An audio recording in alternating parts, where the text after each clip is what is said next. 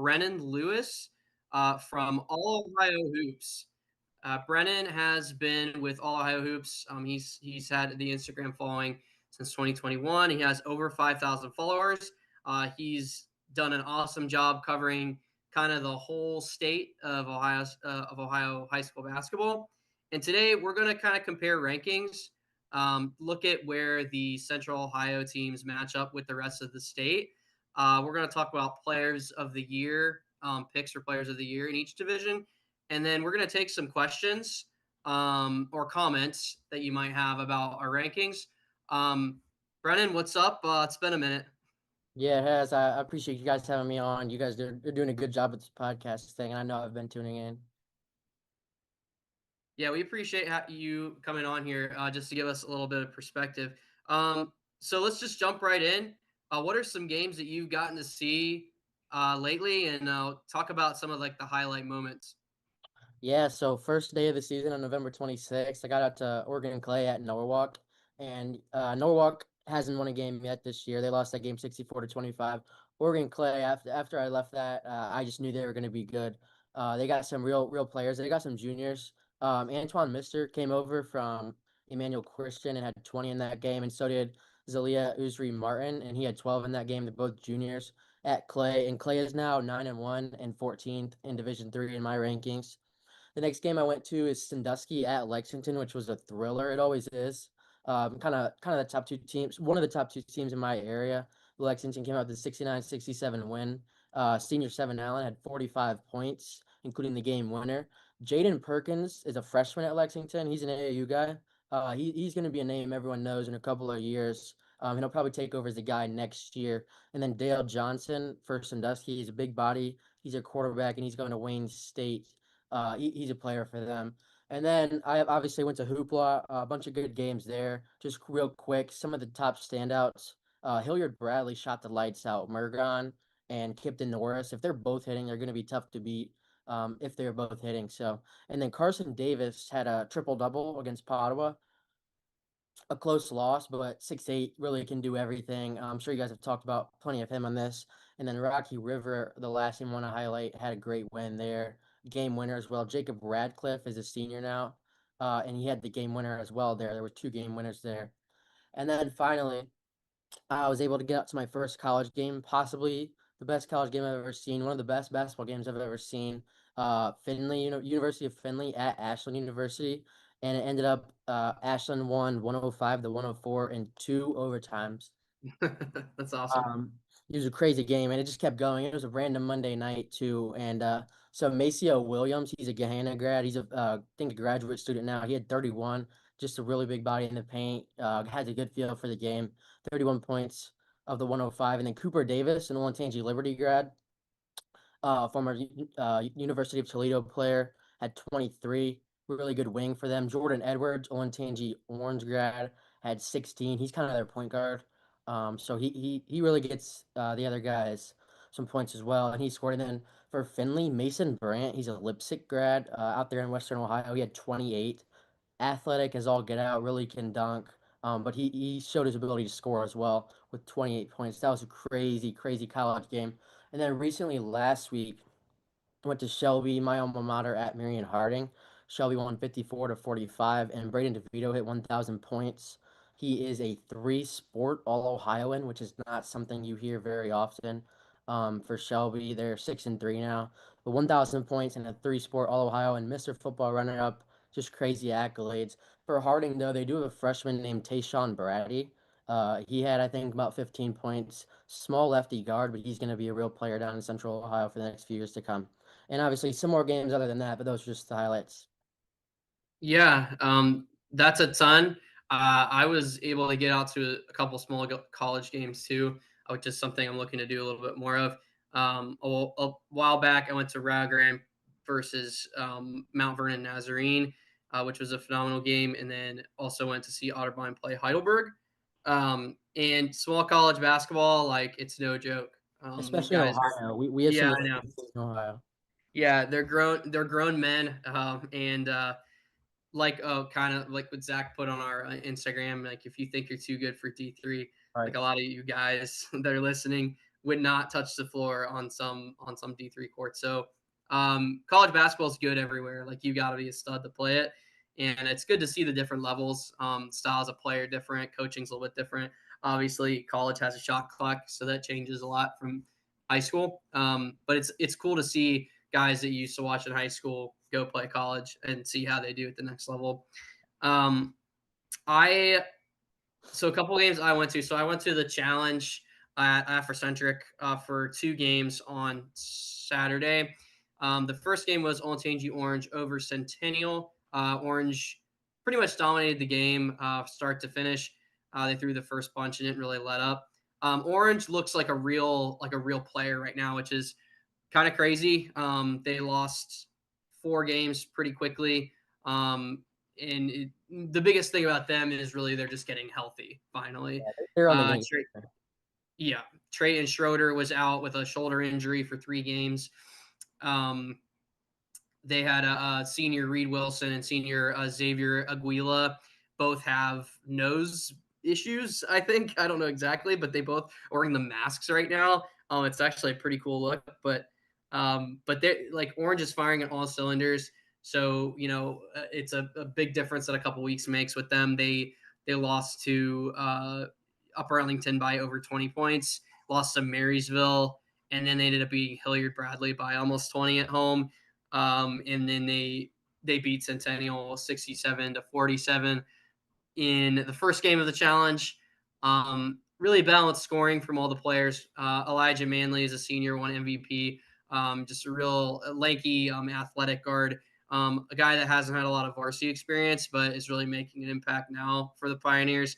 And then for Centennial, Keon Bonner kept Centennial in the game late. He came out firing in the second half after they were down pretty big and end up with 23 points. So Centennial, that's a great win for Orange.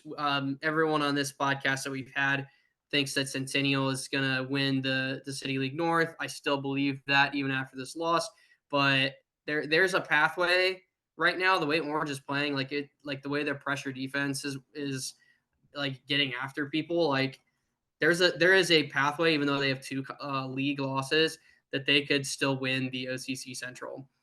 They would have to win out probably and maybe get a tiny bit of help, but honestly, like it's not that far fetched the way they're playing. Like they look like a completely different team from the start of the season. And then the other game, which was the best game I've been to this year, was Pickerington North walks off Walnut Ridge 72-69. And after the first quarter, I was getting a little nervous that we were in for a snoozer. It was 25-11. Marquise Deuce Lucas had 3 triples in the first quarter, and so I wasn't looking. It wasn't looking good for the Panthers of Pick North, but they came back. They roared back behind 35 points from J.R. Bates. One of the best performances I've seen this year. It was a very unique game in the fact that there was a buzzer beater at the end of every quarter. So that was super, super unique, I thought. At the end of the third, J.R. Bates hit a 3-pointer from the right wing. And then to end the game, he hit a fadeaway 3 from the left corner at the buzzer to win it. Just a huge win for Pickerington North. Just phenomenal game. Just the best I've seen this year. So, yeah, the challenge once again was a great event. I'm looking forward to, more years to come of that. Yeah, JR has always been clutch, and it really doesn't surprise me when I open that video. Mm-hmm. Yeah, he just has the it factor. He's just got the killer mindset, like he's very competitive. And I love his game. Despite his size, he's always, he plays with the biggest heart on the floor, which is a little cliche, but it's true. Okay. So let's go ahead and just dive right into the rankings. So if you haven't seen Brennan's rankings for All Ohio Hoops, you can go to his website at allohiohoops.com, or you can go to his Instagram. I believe it's just at All Ohio Hoops. Is that it? Yeah, yep. At all Okay. on Instagram. I think you can find him on Facebook as well. Okay. So he just put out his mid-season rankings. And let's just kind of talk about those just to see where the Central Ohio teams stack up with the rest of the state. So for Division One, number one, you have Lakota West. Actually, how about you talk about these since you're the one that made these? Yeah, so Dakota West, they were my preseason number one after a Final Four matchup last year, and returning all the production that they have, and they're still going to be number one. They haven't lost, and they haven't proven anything that they should fall down. Josh Tyson and Bryce Curry are playing really well. Newark, the biggest jumper in Division One since the beginning of the year, undefeated, had some really good wins. Jake Quackenbush and Tyron Brooks are playing really, really well. Ignatius has beaten St. Edward, so that's going to give them the bump over there, and they have, I think, all three losses are out of state, and St. Ed's has one of their two losses are out of state. And then Reynoldsburg, obviously, we know the talent that they have. It's kind of just a wait and see thing. They haven't played in a while, so we'll see how that goes. And then Mason has beaten Princeton. That gives them the nod there. Mason, another surprising team out of Cincinnati. Brunswick at 11-1 and number 8 for them, like that's a huge wild card. Like with Trey Drexler, they could really shock some people in the tournament. He's a really tough player, potentially Division 1 player of the year, as we'll get to later. And then you can kind of talk about this a little bit too, but Olentangy has been possibly, one of the most consistent teams in all of Central Ohio and Division 1 this year so far. And that might be surprising to some people who don't really know a lot. But some people who do know their personnel and their coaching, believe it. They've played really well this year. And so, and I kind of talked about Hilliard Bradley a little bit. Just had a loss, but when they are hitting, they're on. They could be really dangerous as well. So some of these Central Ohio teams in Division 1 really hard to rank. Some of them are still trying to prove it. Some of them are really good, but kind of still inconsistent. And I think it's kind of hard to get a hard read. Other than Newark, right now, it's kind of get hard to get a hard read on some of these other Central Ohio teams. Yeah, it's interesting because that's kind of what we've been talking about too. Is that Division One is really hard to kind of understand right now in Central Ohio, and it looks like it might be kind of a similar thing with the rest of Ohio as well from looking at your rankings. So I mean, I've seen people have Mueller at like 3, and you have Mueller down at 13. So it's just I think it's just kind of hard to read right now. I know Yeah. Cincinnati St. Xavier has a couple really convincing wins, which was impressive. And then obviously Lakota West and Newark, they've taken care of business, so that makes a lot of sense too. Yeah. Um, but I think in terms of like the Central Ohio stuff, like Olentangy is probably the most surprising team, I would say. Starting at 10-1. Um, the thing I will say about them is that they haven't played the hardest schedule yet, so they don't have any Ohio losses. They did just have Right. a really nice win over Big Walnut, which is a good win for them. But Big Walnut's kind of underperformed this year a little bit, and so it's going to be interesting. I don't think because they're honestly like Olentangy's league is so weak that it's going to be a while before they get really tested. I was just pulling up their schedule. I think their next really tough test is going to be on the 24th of this month when they play Liberty. So that it's going to be a big one. And then on the 7th of February, which is headed towards the end of the year, they play Orange. So like those are going to be two of their more like bigger tests. But I mean, there's a chance Olentangy goes like the whole season with like 2 or 3 losses. Like that's pretty crazy, and they're going to be one of the top seeds probably. I would agree. Um. Anyway, so okay, so that's kind of where the Central Ohio teams stack up in Division One. Again, like we said, if you want to pull up these rankings, go to allahohoops.com, or you can go to All Ohio Hoops on Instagram or Facebook. Division Two. So just kind of talk about how the teams stack up there. Yeah, so much heated debate right now between Lima Senior and Westerville North. Both have, Lima Senior had a 2-point loss to the Division 1 number one at home. Lakota West, Westerville North had a 2-point loss at a neutral site to Lutheran East, who's Lutheran East. So, and then after that, the next three teams, I knew they would be there. But I think there's a tier two after those top two teams right now. Winton Woods, they just really haven't played anyone yet. But they have Isaiah Mack Russell. I saw them in the summer, a lot of talent, well coached, and 7-0 at this point, so they haven't moved back or moved up. And then Toledo St. John's and St. Francis, they've already played twice. They won 1-1 against each other. St. John's won by almost 30 at home and then lost by 2 on the road. And so it's kind of hard to get a tough read on those two teams, especially because most of their schedule comes from Michigan or each other. But they're tall, they're both lanky, um, similar, so really talented. They're at 4-5. North Canton Hoover, Hunter Hirschberger is a junior playing really well for them. They have a really, really tough schedule. So to be 9-2 at this point is tough. And they have beaten Massillon Washington by, I think, a couple points. So that puts them ahead. Euclid up there, new coach from Richmond Heights, playing really well. Brecksville is undefeated. There's the last year's Division III runner up, Aiken, now in Division II with a much different team, playing well, but probably the toughest schedule, non-conference schedule in Ohio. Yeah, If you they've just played look a at few the teams. schedule. They played Orange and Bishop Hartley from Central Ohio already. Yeah, it's unreal. And they like they'll play the whole state. It's crazy. And then St. Charles is a team for me that I did not expect to ever put in my rankings this year.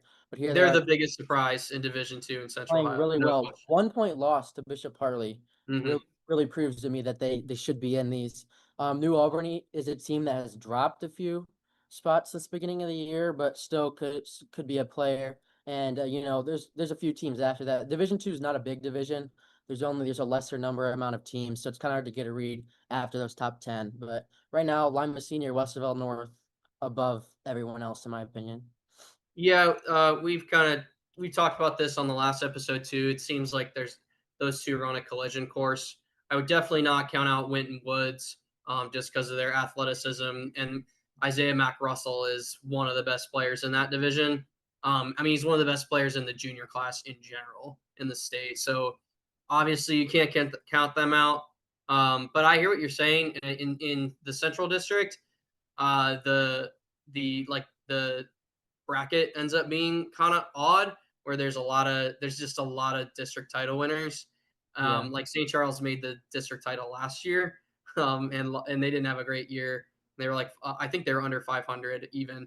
And Willardington, Kilbourne, and Westerville Central played division championship, both under 500. So winning a division, or I'm sorry, a district title in Division II in Central is not really that difficult. But then I think once the teams get a little bit further in the bracket and they start facing some of the top dogs, like that's going to kind of be where the biggest challenge is going to be. Like I said before, in terms of Central Ohio, um, I think that St. Charles is by far the most surprising team on this list. And also surprising, but again, I think there's still plenty of time for them to turn it around. Is Big Walnut? I just think Big Walnut is so much better than their record, and they've faced a pretty tough schedule so far. But I'm a little surprised that they haven't been able to pull off a couple of those games. They're on a 2-game losing streak right now, and I think that they'll be all right. But they're kind of right now they're having a surprisingly slow start to the year, in my opinion. Yeah, tough Um, schedule. Well, yeah, they play a lot of tough teams. So are you in agreement? Western North, Lima Senior, collision course at this point? I agree. I agree. Yeah. Yeah, well, again, I was hoping for that last year, but Lima Senior had to go out and lose before getting to the championship, obviously. Okay, let's go ahead and move on. So Division III, what do we got here? Yeah, so much debate, much confusion and headaches in my head trying to do this one. Crazy week last week for them. Ultimately decided to go with Garfield Heights back at number one. That's who I started out with at the beginning of the season at number one. So this 8-4 record here, take with precaution. 3 of the 4 losses are from out of state, including one versus a top 10 national team. So take the 4 loss with precaution. Marcus Johnson, obviously the best player in the state. They got a couple big guys transferred from Indianapolis that have been playing well. A couple small guards, but they have been playing really well. Tough to really rank Division III, like I said. Toledo Central Catholic has been playing really well with Manny Johnson. Had a huge win over Toledo St. John's, top 5 team in Division II, so that puts them up.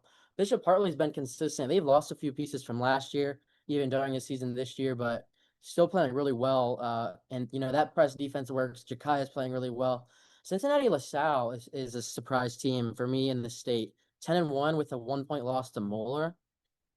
And Shamari Scales is a junior big, and then CJ Davis is a sophomore guard. So, they're going to be good for years to come. They've been playing really well. Gilmore Academy is 9-1. Brody Durham is a junior there.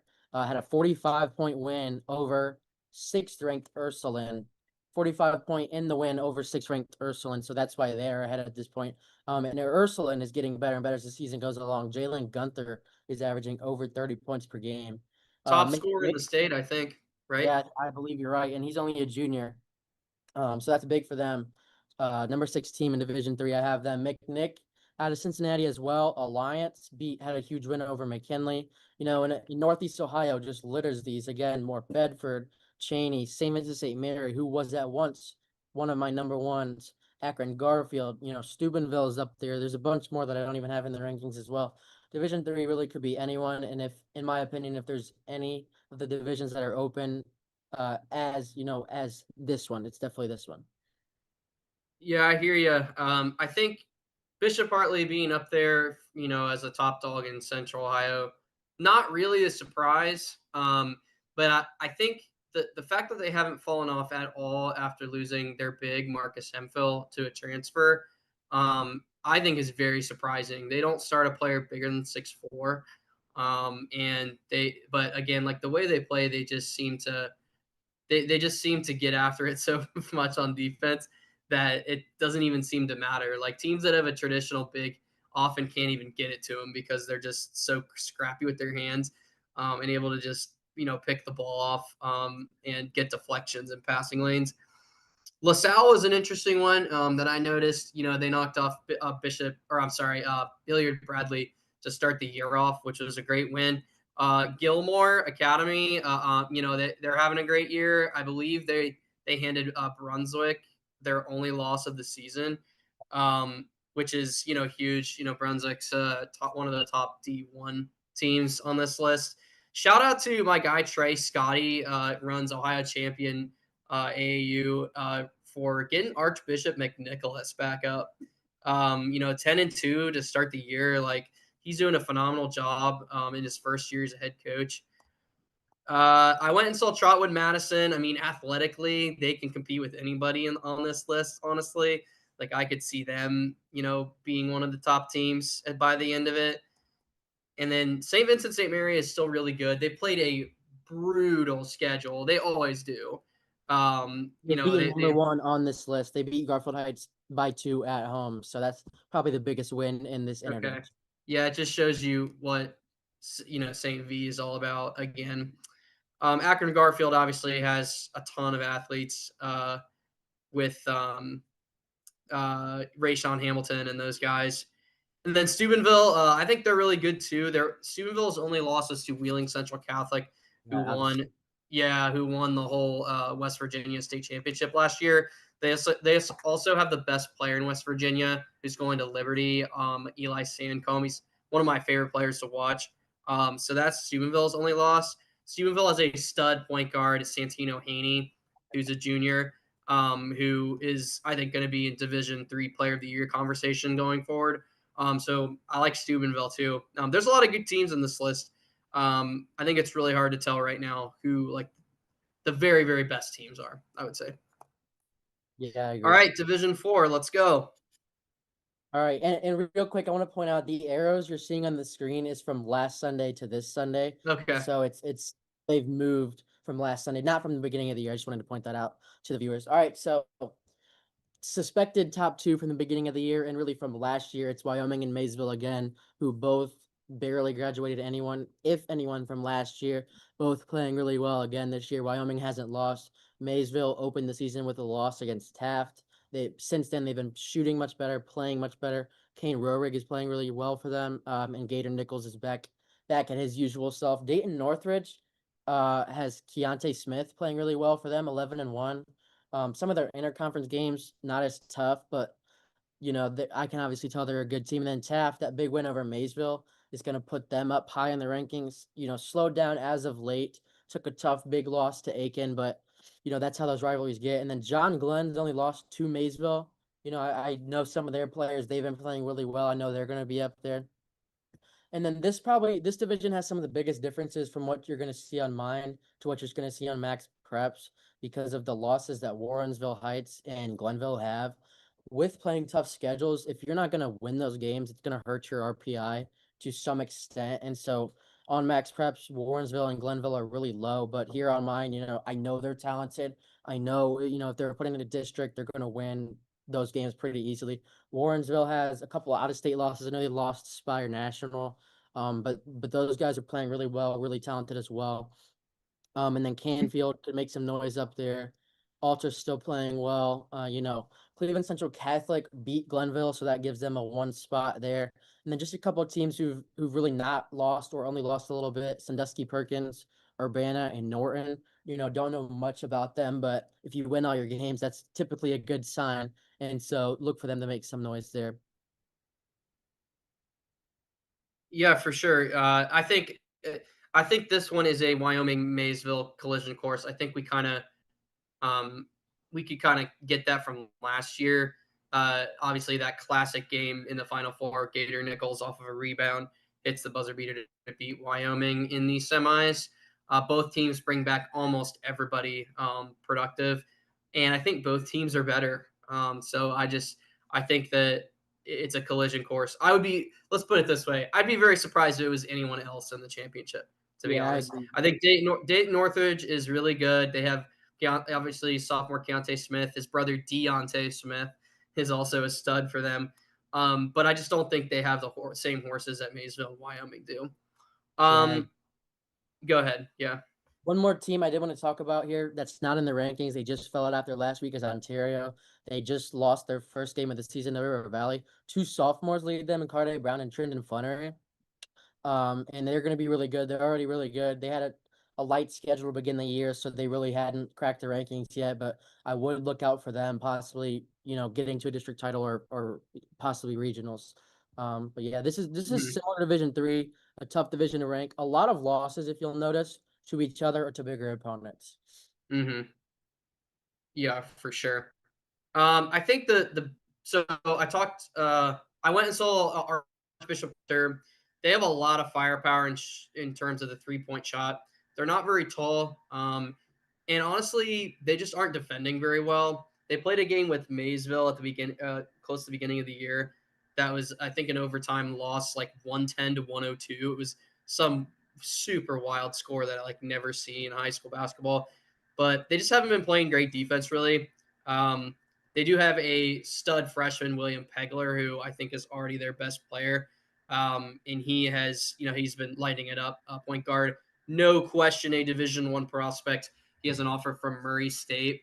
And then a surprise on here is Urbana. Like they're pretty young right now. They have some good players like Drew Dixon is a coach's kid. He's only a sophomore, but they're 10-1. Their only loss is an 11-point loss at Trotwood Madison. So they're a nice team. So shout out to the Hill Climbers so far. And then we've talked about this on the podcast before.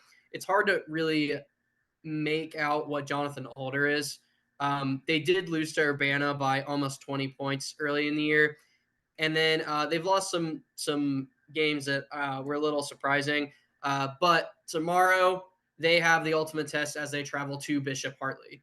If they can knock off the Hawks there, I think Jonathan Alder is no question a Division 4 contender, at least Yeah. for the region. Um, Regional Go regional ahead. winner last year is Jonathan Alder, and a lot of those players are back and only sophomores this year. So Yeah, yeah, they have. They're starting a lot of new guys, but they have a lot of talent and a lot of size. I just think it might be one of those things where it's just taking a minute to gel and everything. So okay, Division 5. yeah, so it's Lutheran East, to no surprise. A little bit of a surprise, but they might be the best team in the state, very, very at the top, if not. Playing really well after losing a couple of transfers, including TJ Crumble last year. Still pretty young this year, led by sophomore Dylan Ziegler. Division 1 offers, probably a high major guy when it's all said and done. They're 9-0. They've beaten Westerville North, a bunch of other good teams. There's a huge gap between one and the rest, and that's pretty obvious. That's not just an opinion. And then Versailles moves up big the last couple weeks, 9-1, 30-point win over 11th ranked Indian Lake does that. They're led by Drake Arms. You know, they've been good the past couple of years. They haven't taken that next step. So it's going to be interesting to see if they can do that. Margaretta, again, a little bit of a weak schedule, but 12-1 with the close loss at Colonel Crawford, which is extremely hard to win there. And then after Centric, they were my top Central Ohio team in Division 5 at the beginning of the year, and they still are. You know, haven't looked amazing to move up, but you know, I think they're still the best team in Central Ohio. Genoa up there with Margaretta in that district, undefeated with Ryan Plants there. Walter Plants headed to Ashland next year. Wheelersburg's undefeated. North College Hill is 11-2. They played a bunch of out-of-state teams, so it's kind of hard to get a grip on them. But you know, they have a new coach. A couple of last year's Aiken JV players are there now, and so you know, 11-2 is really good for them. Keystone playing well. Bishop Reedy, they've beaten Columbus Academy. They've beaten Lima Central Catholic. Kind of inconsistent. So you know, they to me, they have a high ceiling, but they're going to sit there at 9 for now until they can prove they can do it every game. Fairbanks, really small. I got to see them at Hoopla, 12-1. Not a great schedule, but I love how they play. They could end up higher. It's going to be tough. I think their tallest guy is 6'1" or 6'2", and they start a couple freshmen, but still love how they play, and they could go really far. And then a couple games at the end. Fredericktown is undefeated still. They've beaten Harvest Prep by 6. That's why they get the nod there. You know, small school that no one's really heard about, but undefeated. Gavin Toombs is a big man there, football guy as well. That big win over Harvest Prep could show, you know, maybe they are a real contender in Division 5. Yeah, it's interesting too. You know, I don't think that's a hot take at all that Lutheran East is maybe the best team in the state. They're certainly up there, obviously, with wins over Reynoldsburg, and Western All North. So you know they're up there, no question. Margaretta, Julian Washington, you know he's one of the best players. Dayton commit, you know he's doing his thing. Afrocentric, probably still the favorite to win the City League. They are a little inconsistent. I agree with that, but they have so much talent and really good coaching under Coach Bates, who's been there a long time. And then Reedy, I went and saw them. They're pretty small as well. They do have a nice big in Austin Zachary's, who's been pretty good for them. But they're pretty inconsistent. They have some guys with not a ton of varsity experience. So, but they do have a nice win, a couple nice wins like Lima Central Catholic, like you said, and then they knocked off Columbus Academy. Uh, I teach at Madison Plains, which is in the OHC, and Fairbanks just wipes the floor with everyone out there. Again, it's not a strong league, but that they're a basketball machine in terms of their small schools. They do a really nice job there reloading. Indian Lake is still one of the best teams, if not the best team in the CBC, with Brody Reisinger and Avery Pickanew. You know they've got a lot going for them. St. Clairsville is an interesting one too. They have a really nice big Griffin Straub who's going to IUP for Division Two. You know, 6'7", 6'8", big man. Columbus Academy is probably the most disappointing team from Central Ohio on this list. They just they've you know I just don't think they're even close to as good as last year. Jason Singleton is still putting up insane numbers, and he kind of has to. I still think that they are a force because of Singleton. Obviously, when you have a player like that, you know you always have a chance. So you know I think that Columbus Academy is going to be one of those teams that's not going to get a great seed, but that nobody's going to want to play in the tournament. Yeah, yeah. And then Fredericktown, shout out to the Freddies, you know, 10-0 start. It's phenomenal job that they're doing. Harvest Prep's been an interesting one too because they have some really nice wins. You know, at As of Dublin late, Coffin. go Yeah, ahead. as of late. So they're getting better. As at Dublin Coffin was probably the best win that they've had this year. And then obviously experienced head coach and coach David Dennis, like they're going to be another one of those teams that is going to be someone that no one wants to play. All right, let's knock out the last two. So Division 6. Division 6, yeah, pretty big question mark coming in. Huge question mark last year. I don't think anyone expected Monroe Central to win state, but they did, fairly easily. So for me, the top three, these three undefeateds, they could go either way. If one person tried to convince me that Tri Village, Marion Local, or Colonel Crawford was number one, I'd believe them. I think they've all proven themselves. They've all had big wins so far. Even though Tri Village doesn't really play, their conference is pretty bad for the most part. But 12 and But 0, they do have like a 30-point win over Jonathan Alder. yes, yes, and I was there for that, and they looked really good. That's why I have them at one. Trey Yeah. Sasser, Don Black is a football guy. He's a big man. He's just tough to stop. 6'5". Marion Local has had some huge wins. 33-point win over Botkins, who was number two in my Division 7. That pushed them back.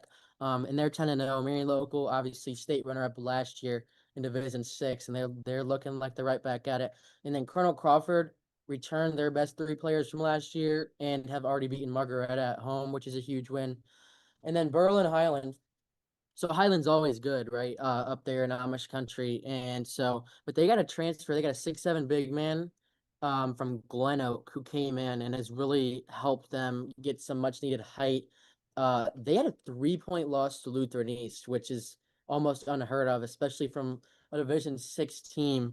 And that game was at home, granted, but that's a really big win for them. Van Wert Lincoln View has not been good the past couple of years. Complete turnaround this year. They've beaten Lima Central Catholic, beaten a couple other pretty good schools up over west there. Miller City, one of them, 10-2. They get the nod there. Lima Central Catholic at 7-5. Extremely tough schedule. They play the big boys. They've won some. They've lost some. Jordan Pretty, potential Player of the Year nominee. Maumee Valley started off 8-0. They were at once, I think, second in the rankings. They've dropped since then. Played some tougher opponents. Kind of shown some of their cards. I still think they're a potential player there. And other than that, just a bunch of teams with only one or two losses that you never know. What Monroe Central did last year, we'll see some of these teams that you haven't really heard much about, what they could do in the postseason. Yeah, I don't know as much about this division. There's not as many Central Ohio teams in here, but I do know a little bit about obviously Tri Village, and then Lima Central Catholic. LCC is they can compete against basically anybody. They've been pretty inconsistent too, but again they got a dude in Jordan Pretty that can go for 30 in a night. So they're going to be a tough out. Monroe Central at being 11-1, their only loss is to that same Wheeling Central Catholic team that we talked about earlier. So they could be a contender again. Um, Other than that, I don't know much about these teams. So props to you Yeah, for props to you for understanding and knowing having so much knowledge about all these teams. It's a lot I to think keep track of. Grandview Heights is the only Central Ohio team in the top 15 here, right? Yeah, they okay. Yeah, they actually let's see where they're at on here. Yeah, they got a really nice win over Bishop Reedy too, on Saturday, I believe. So yeah, Yeah, they they're got having a Austin nice year. Pearson came over from Marion Harding last year. He was a first team MOAC player, playing really well for Grandview, about 6'5", 6'6", can shoot it. Hmm. So he probably propelled them. But they've had some good seasons in the past. Yeah, for sure. All right, Division 7, last one. So yeah, similar to Division 5, there's a clear number one, and it's Delphus St. John's right now at 12-0. They have proven it against some big teams.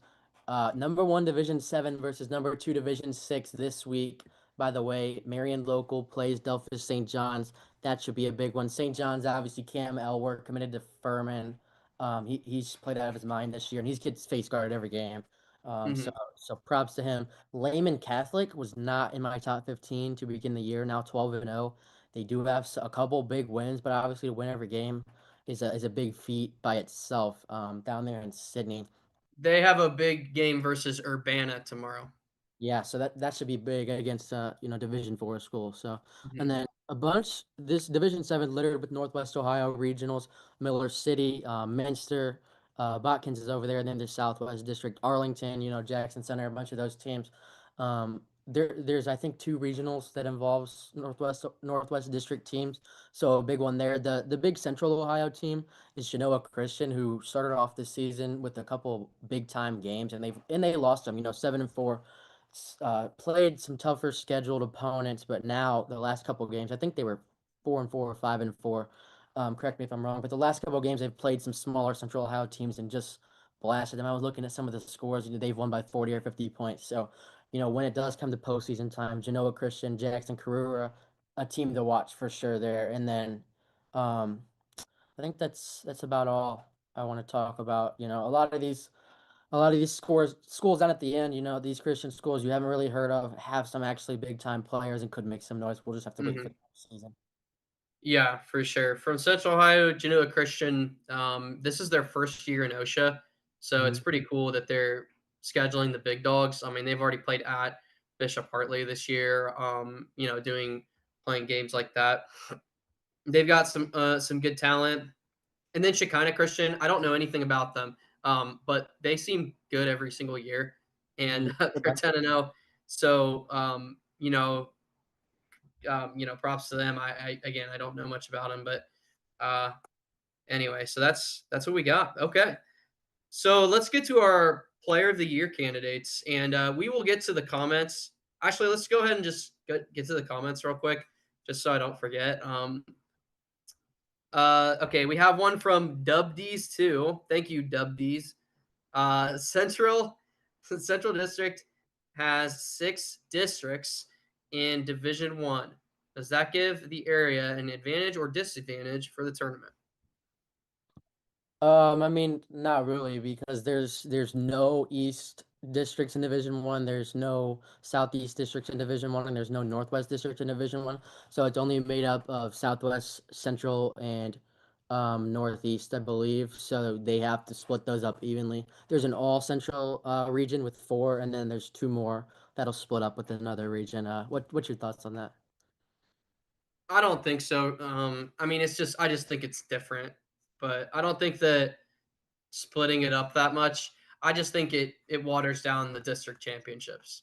I mean, because district championships Last used to year. be really, really hard to win, and now they're just not quite as hard. We had some district title winners last year that were honestly not very good. Some teams are under 500, so I honestly don't really like it, but I don't think it changes the whole picture of it in terms of like winning the whole thing. I think it So if does that to an extent. I mean, if I were to chime in here, I think it does Go to an for it. extent because it does give you the ability, if you are the top seeded team, to pick your path like Olentangy Orange did last year, I believe, as the top seeded team. They were able to go to the Southwestern District route versus staying in Columbus for the entire regional tournament. So I think it has a slight advantage. Now, does it matter in terms of when teams get to the Final Four if they're going to reseed you Columbus versus Columbus anyways, or the opposite way? It depends on the year and who's coming out, but I do think it does have some impact on it. As in terms of at least the regional planning for it, I would say it has some impact. It was cool that there was two Central Ohio teams in Division One state championship. I'm sure there was people outside of Central Ohio that didn't think it was that cool. But I think those were the two best teams in Division One. So I guess that gives them an advantage. But if they're the best two teams, then I'd say let it happen. Yeah, and it works out well in that regard too, because Northeast Ohio, however big, I love my guy TJ Petros, who wherever he is, him and I argue about this all the time, but Northeast Ohio gets to claim as big as it wants. It can draw two different districts because it can go to Toledo. Their winners, their teams are more locked in specifically, but they can get two teams in, all the way to the Final Four, and it's been, an all Northeast Ohio situation in different districts before. So it was nice to have it as an all central. Granted, we are 270 hoops after all, but it was nice to have an all central district state championship last year. Yeah, I do agree with that. Just in case you're wondering, that's our producer Jason Morrow. So appreciate your input. Um, okay, let's see. Let's check in with these questions again. Who do you have as finalists for Mr. Basketball? That's a really good one. I say we get to that when we talk Yeah, about players of the yeah. year. We can kind of go Maybe over we could that. do that after Players of the Year. Yeah, that's what I was thinking. And then we have another one from Jason Roerick. Appreciate it, Jason. Other than Alder, who else is going to challenge for the Central District in D4? Let's look. I'm looking at the rankings. Uh, let me look at our rankings because that'll do better. You do have River Valley, who won a district last year in the Central District. Chase Smith and Carter Myers still there, Mhm. about as good as last year. Maybe not quite. I think. Well, Alder already beat them this season. Yeah, it wasn't really particularly close either. I have not seen Heath this year. Heath is our number one team. Yeah, they have one Um, loss, don't they? One loss. They just eked out a win against Licking Valley. I think Jonathan Alder is better, but I would say the biggest contender is probably Heath. But I would not also I would not count out Johnstown. Johnstown's having a nice year so far at 6-2. So that would be my answer. All right. That's it for questions for now. So let's go ahead and move on to players of the year. So Division One, I will start. I am taking my guy from Brunswick, Trey Drexler, who is averaging 25.8 a game, point guard from the northeast Ohio area. I'm actually going to go see him play Lima Senior this Saturday at Flying to the Hoop, and I'm really excited about that. Drexler can score it from all over the place. He's a phenomenal passer as well, lefty. He's going to D1 IU Indy. And a quick shout out to, and I don't think he's going to win Player of the Year, but he definitely has a chance with the way he's playing and the way Newark is playing. But from the Central District, Jake Quackenbush is averaging over 20 points, and he's been dominating, and Newark's undefeated. So I could totally see Jake winning it, especially if Newark, has a good record at the end of the year. But my pick is going to be Drexler. What do you have? Yeah, I think if I had to bet right now, I think it would be Drexler as well. He's just playing too well on a Brunswick team that's in the top 10, could be competing for a regional title or more, So I do think it will be Drexler. Another name to throw out, Brian Vlasic from St. Ed's, I think averaging 15. They would have to continue winning for him to be considered. And then, Josh Tyson and Bryce Curry at Lakota West, I don't think they're going to put up the numbers, but in terms of just recruitment, Josh Tyson is the best player in Division One. So I think you at least have to mention him. Yeah, absolutely. D2, I'm going to take junior Isaiah Mack Russell, who is one of the best juniors in the state. He plays for Winton Woods, 19 points a game right now. Just a freak, so smart, can score it and make plays from basically anywhere. And who are you going to take?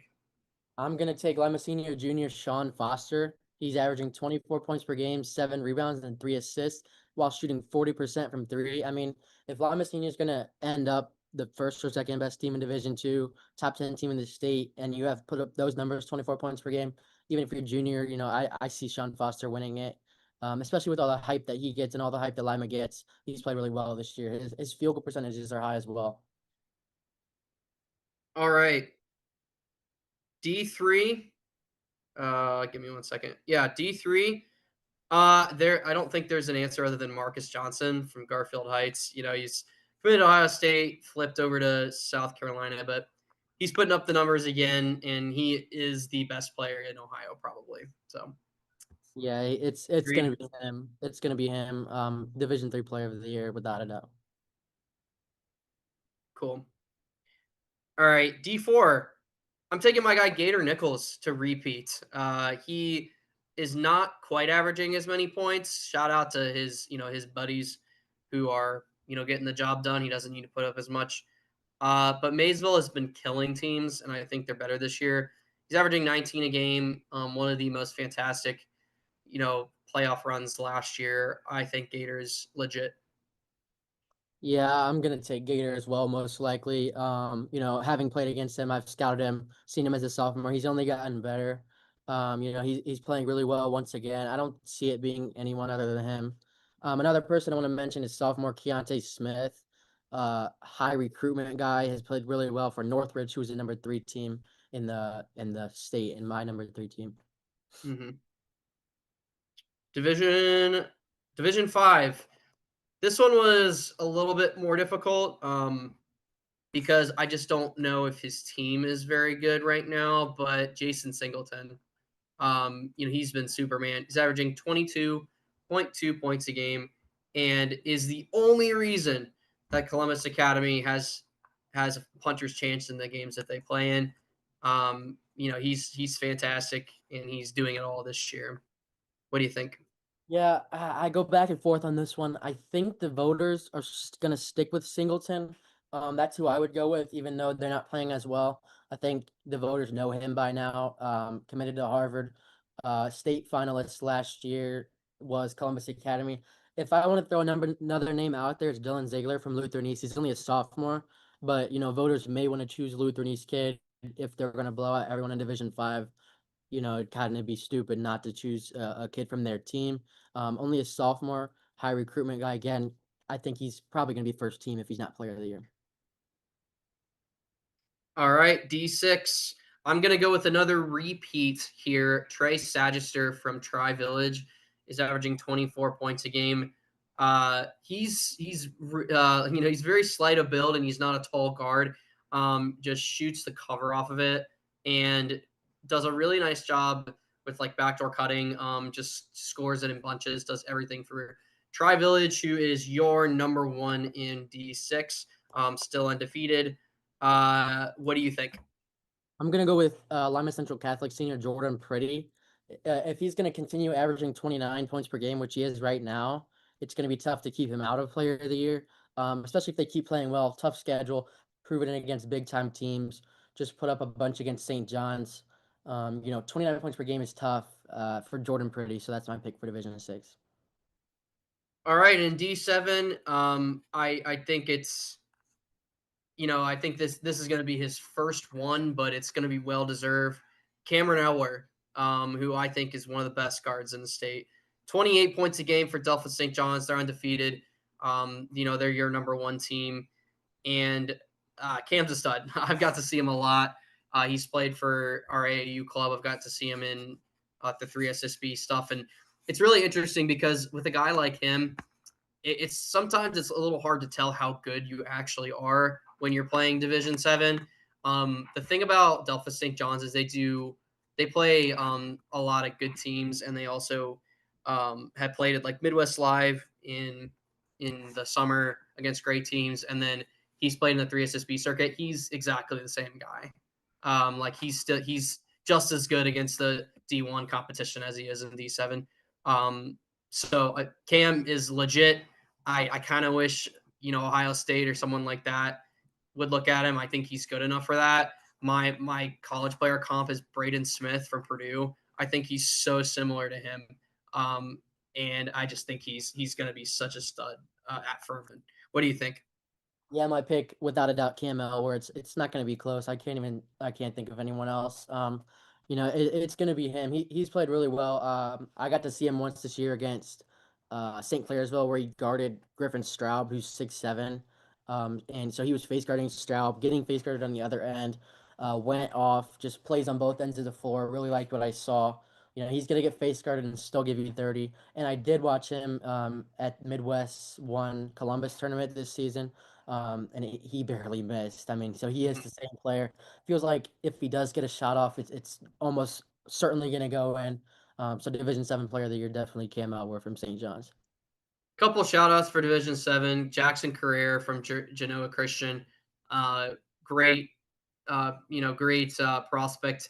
Already has an offer from Ohio University in Genoa Christian's first year in OSHA.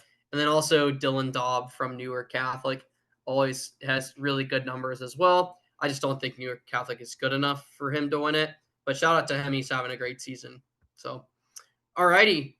Anything else that you want to talk about before we hit the road here? We can go over some Mr. Basketball candidates if you want.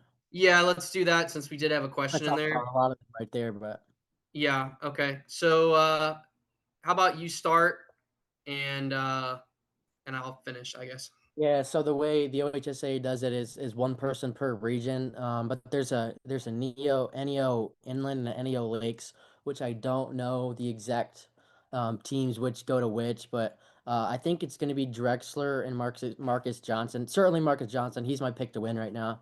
I don't know how you can go away with him after the numbers he's putting up, and they chose him to win last year. So he's gonna be my pick to win right now is Marcus Johnson. I think Gator Nichols is going to come out from the East District, but it could be Carson Davis who's putting up huge numbers at Megs. And I think Jason Singleton is probably the Central Ohio candidate. Maybe Jake Quackenbush. Central Ohio is going to be up for discussion, I think. You probably have a different opinion than me for that. Southwest, could go a lot of different ways. You have Josh Tyson from Lakota West, maybe one of the LaSalle kids. And then Northwest, I think it's probably going to be Cam Elwer. The voters like him. Huge numbers if they win state or if they're undefeated at that time of the voting. It could be him. Jordan Pretty could be, or it could be Sean Foster, who's averaging 24 at Lima Senior in Division II. Yeah, I think I agree with you mostly. I don't think there's anybody that's going to beat Marcus Johnson for the whole thing. I like obviously my guy Trey, Drexler. He's a phenomenal player. I love him. I think it's pretty political too how they vote. We talked about that a little bit last episode. I think it's going to be someone has a lot of accolades and a lot of flash, I guess. So you said so that's from the Northeast. You said East. Uh, yeah, it's hard. It's hard to go with anyone other than Gator. I think from the East. Central Ohio. I'm gonna go with Singleton too. I think Jake might end up having better numbers than Singleton, and his team is a lot better. But Jason has the cachet and the flash. I think he'll probably take him, but I would not be surprised if Jake Quackenbush was in there. And then I do agree with you about Cam Elwer. I just think Cam is too good. One player that could come out of the East, the east side of Ohio is Santino Haney from Steubenville. I could totally see that happening. I'd have to look up his numbers right now, but I know his teammate last year, Aiden Davis, who put up big numbers out in Steubenville, he was a Mr. Basketball candidate, and I think Haney's having a better year than he did, or at least close. So that could be another one that could be in there. But yeah, I just think that's Steubenville possible. also being one of the biggest schools in the East District could play a fact. They're Division III, and like you said, Aiden Davis was one last year. Santino putting up nearly 20 points a game again this year. He's only a junior, so probably the candidate next year from the East District, if we're being honest. And we agree here that Marcus Johnson's going to win Mr. Basketball, probably. For sure. There's no way. All right. Yep. All right. Well, I appreciate it, my guy. Let's do this again sometime. This is a lot of fun. I love talking like big picture hoops where the Central Ohio stacks up. It's going to be a really good rest of the season. You going to any games tomorrow? I haven't decided yet. I think Massillon, Washington heads to Mansfield Senior, which would be a good one. Which is just down the road, so I might be at that one. Yeah, I haven't decided yet either. The big game in Central Ohio tomorrow is Newark against Reynoldsburg. It's number 1 and 2 in Division I in our rankings. So that's going to be the game of the night. We got a lot of coverage out there, so I'm thinking about going probably to Gahanna versus Olentangy Orange. See if Orange can continue their momentum. Gahanna's had a bit of a good stretch here. They're up to 10th in our rankings, Central Ohio, 7-3. So that's probably what I'm going to end up doing. But just anyone who is watching the podcast, thanks for watching. Go follow Brennan on all of your social media and go to the website at All Ohio Hoops. It's a great source of information. Brennan does a phenomenal job getting all this info from all the teams in Ohio. It is a huge job for one person, but he has a really big passion for it and is one of the best around. So go follow him. Make sure that you like and subscribe to our podcast on here. And then if you'd like to re-listen to this podcast or you weren't able to catch the whole thing, you can go to Spotify or Apple Music tomorrow.